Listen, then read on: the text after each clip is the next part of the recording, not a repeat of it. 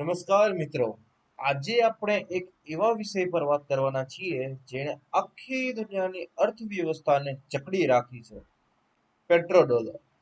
કેવી રીતે તેલના એક બેરલ અમેરિકાને દુનિયાનો સૌથી શક્તિશાળી દેશ બનાવ્યો, ચાલો જોઈએ. આગળ વધતા પહેલા મારો નાનો પરિચય. હું છું Dhaval Visaria, professional engineer and AMFI registered mutual fund distributor. તમને કંઈ પણ ફિનાન્શિયલ લિટરેસી અથવા financial portfolio building or anything જરૂર હોય, free feel to contact me. Okay, so what is petrodollar? સરળ શબ્દોમાં કહું, જ્યારે કોઈ પણ દેશ તેલ ખરીદે છે ત્યારે તેણે તેનું પેમેન્ટ અમેરિકી ડોલરમાં કરવું પડે છે. આ જ વ્યવસ્થા એટલે પેટ્રોડોલર. ભલે જાપાન ભારતને તેલ વેચે, પણ વ્યવહાર તો ડોલરમાં જ થશે. તો આ બધું ચાલુ ક્યારે થયું? 1947માં અમેરિકાએ સાઉદી અરેબિયા સાથે એક ડીલ કરી.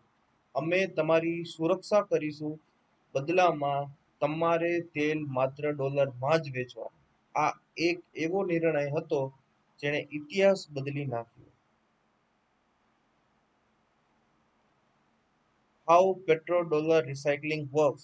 આ જ યુએસ ડોલર છે, કેમ અંદરો અંદર એમની ઇકોનોમીમાં ફરે છે.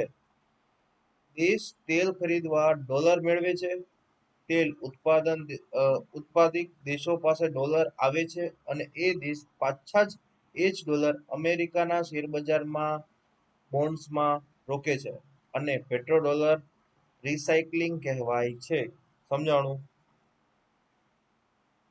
પહેલા સાઉદી અરેબિયા વાળા તેલ વેચે, એ જ તેલ પાછા ડોલર વેચીને ડોલર મળે, એ જ ડોલર પાછા ઇન્વેસ્ટ કરે America. Global oil trade and USC. આંકડા જુઓ. દુનિયાનો 80% વધુ તેલનો વેપાર માત્ર ડોલરમાં જ થાય છે.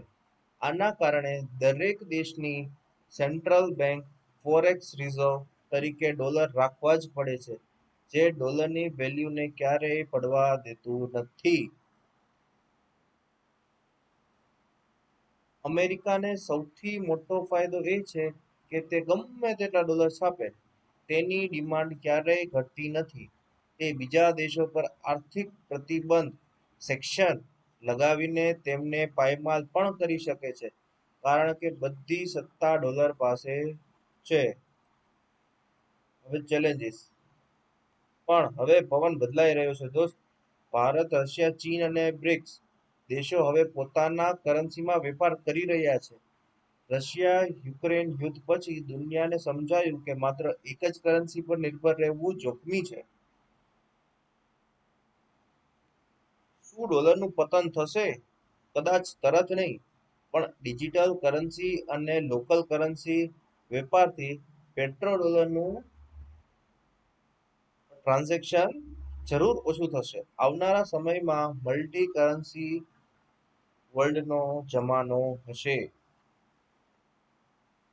જો મિત્રો તમને આ માહિતી ઉપયોગી લાગી હોય તો વિડીયો શેર કરજો. રોકાણને ફાઇનાન્શિયલ પ્લાનિંગ લાગતી કોઈ પણ પ્રશ્ન માટે તમે મારો સંપર્ક કરી શકો છો. જોતા રહો અને શીખતા રહો. આભાર. Thank you. બાય.